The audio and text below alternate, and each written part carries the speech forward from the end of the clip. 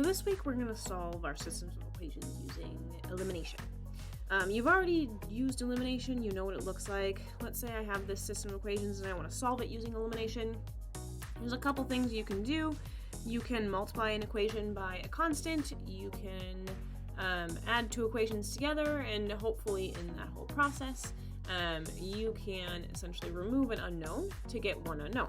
So for this one, I'm going to multiply this equation by 2. So I have 2x minus 4y equals 8. And then this one's going to be left alone. Negative 3x plus 4y equals negative 10. Now when I add these two equations together, I get negative x plus 0y equals negative 2, which means x ends up being 2. So I've solved for one of my unknowns. Now I can go ahead and plug in that unknown or that x value in order to solve for a y value. So I can plug it into either equation. It doesn't matter. I'm going to plug it into this one, which tells me that 2 minus 2y equals 4, or that negative 2y equals 2.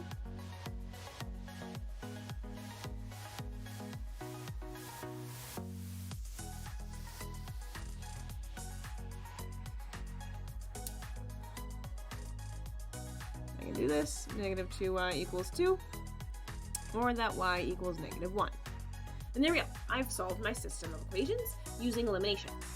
Same process is going to hold for working with matrices. So with matrices, we're going to call them elementary row operations. They're row operations because we're working on the rows of a matrix.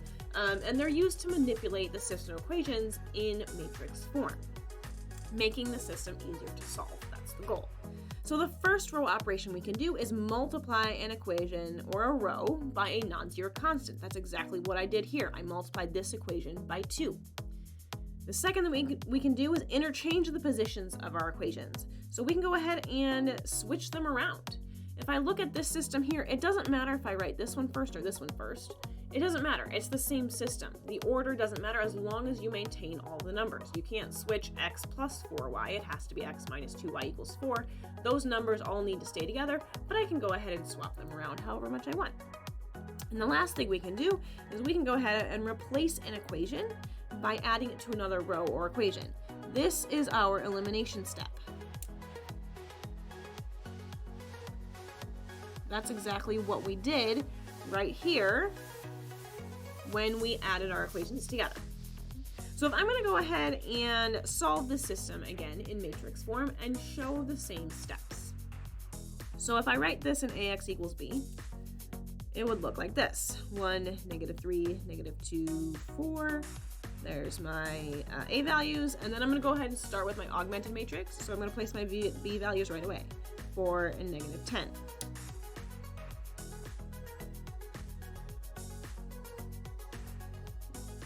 Now I can go ahead and do the same process that I did up here on this matrix. I'm going to multiply this first row by 2, which means I'm going to end up with 2, negative 4, and 8. Whatever I do on this side of the line, I need to do on this side of the line. Then this row stayed the same. This equation was the same, just like it was up here.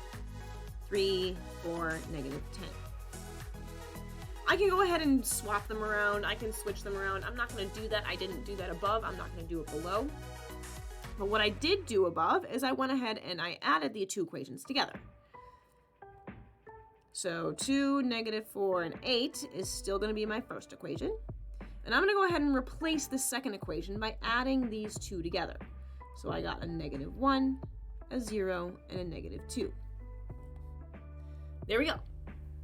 I've made a 0 here. Now this equation down here is the same thing I got up here. It tells me negative x equals negative 2. I'm going to go ahead and clean up this a little bit more. I'm going to go ahead and multiply this last one by negative 1. 2, negative 4, positive 8. So 1, 0, and 2. Now down here I can easily see that x equals 2. This column here corresponds to my x values, or my first unknown. This column here corresponds to my y values, which means x plus 0y equals 2, or therefore x equals 2. Once I know that, I can go ahead and plug that into here, which tells me that 2 times 2 minus 4 equals 4y. Don't forget your unknown. 4y equals 8. Or, if we solve for this, it'll give me my y equals -1.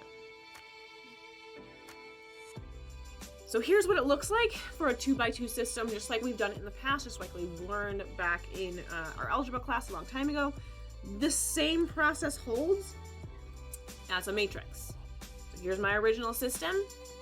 Here's where I multiplied my first equation by 2. Here's where I eliminated. So essentially I eliminated this spot here, made it a 0. And then I went ahead and I solved my system. So you should be very comfortable with going back and forth between this and this. Sometimes it's the original system, sometimes it's your system changed. They are the same thing. One's just with your original equations and one's in matrix form. But we're gonna go ahead and make this a little bit more complicated. We're gonna do this process with bigger than 2x2s, 3x3s, 4x4s, however big, over time. But these are the 3 things we can do. We can go ahead and multiply an equation by a row, or by a non-zero constant. You can't multiply it by 0 because it'll give you all zeros. And you can switch your equations around, and we'll see examples of where we might want to do that. And then we can go ahead and replace an equation by adding it to another equation, or replace a row by adding it to another row.